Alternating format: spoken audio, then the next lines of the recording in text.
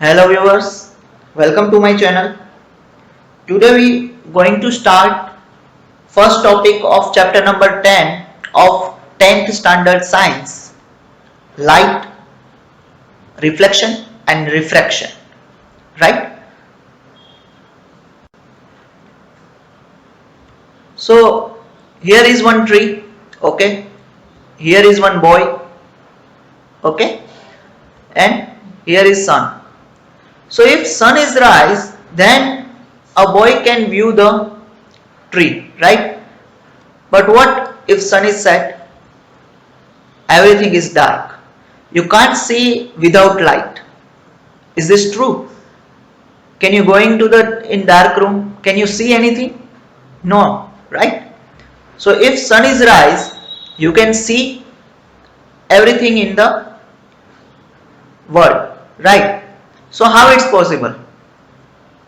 So when you see anything, you need a light source. Without light source, you can't see anything, right? So why we need a light source? So let's take one example. Here is sun, right? Sun is the big light source, right? So the light is coming from the sun are going to the surface of the tree, okay, and it return to our eyes. It return everywhere, but light is catch, and then you can see the object in light. So without light you can't see the object, right? So why it's written, light is why returns, right? So that is called as a reflection, right? When a light source emit the lights, okay, a ray of lights are written from the object to your eyes or anywhere, it's called as a reflection, right? So let's going to start a reflection in more detail. So before that, I have one more concept. That concept is straight line propagation of light. It also called rectilinear propagation of light. This concept is also called a rectilinear propagation of light. It means that light travels in straight line. For example, you have a 2 point, right? So light can travel in straight line. It also means that lights can take a quickest path. Remember, here is the quickest path, okay? So it may that it have a shortest path or longest path, but it is always a quickest path to one point to another point, right? Reflection of light. So this is one surface, okay, surface of mirror. Now one ray from the light source is emit from the light source and going toward the surface of the mirror, okay. So this is called a incidence ray, right? This is called incident ray. Now that ray is written to the other side of the mirror, right? Same side of the mirror, sorry. So it is called a reflected ray, right? This is the incident ray and this is your reflected rays. Now this is called a normal. This is called normal, right? Which is always a 90 degree to the surface of the mirror and it passing through the center of the mirror, right? Now these are the two angles between a normal and incident ray and normal and reflected ray.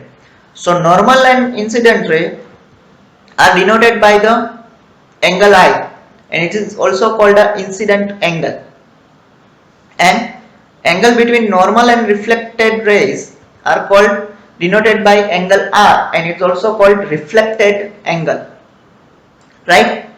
So these both are same.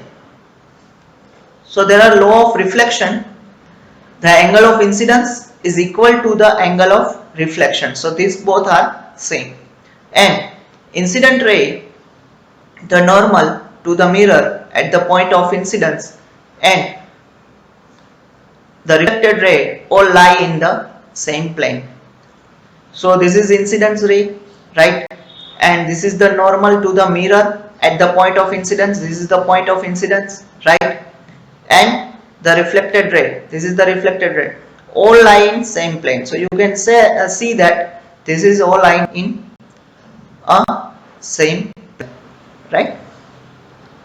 Now let's take a look of spherical mirror, right? So this is a sphere, right? Now this is the center of the sphere, right? This is also called a center of curvature, which is denoted by C, right? Now I polish the sphere, okay, of the inside surface, right? I polish this sphere by inside, okay. Now I cut this portion from the that sphere which I polished, right? And this is called a concave mirror, right?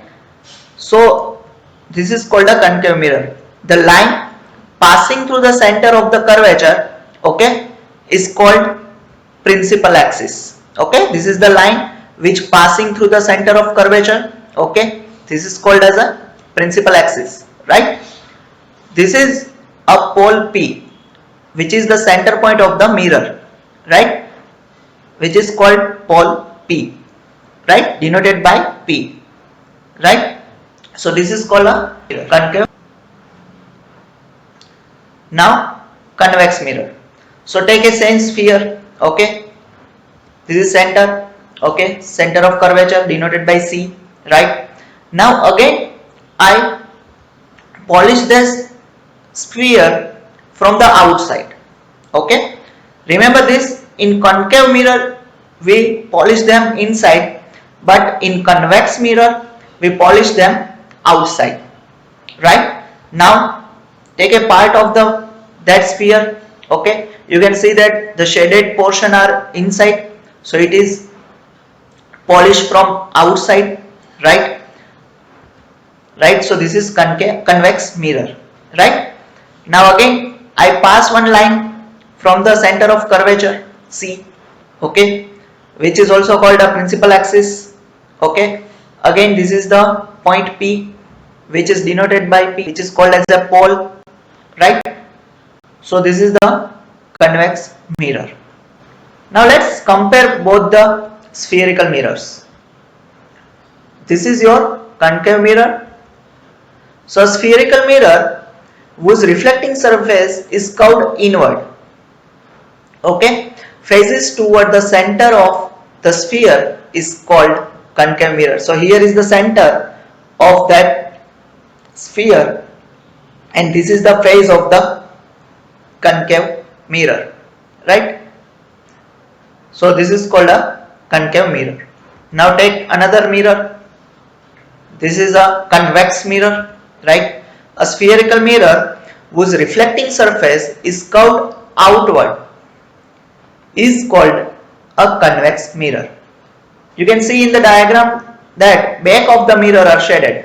So here back of the mirror are shaded. This is the reflected part, okay. This is the reflecting surface of the mirror. Likewise here also this is the reflecting surface, okay. Remember this thing because we are going to use only this diagram in whole chapter, so you can familiar with this diagram, right?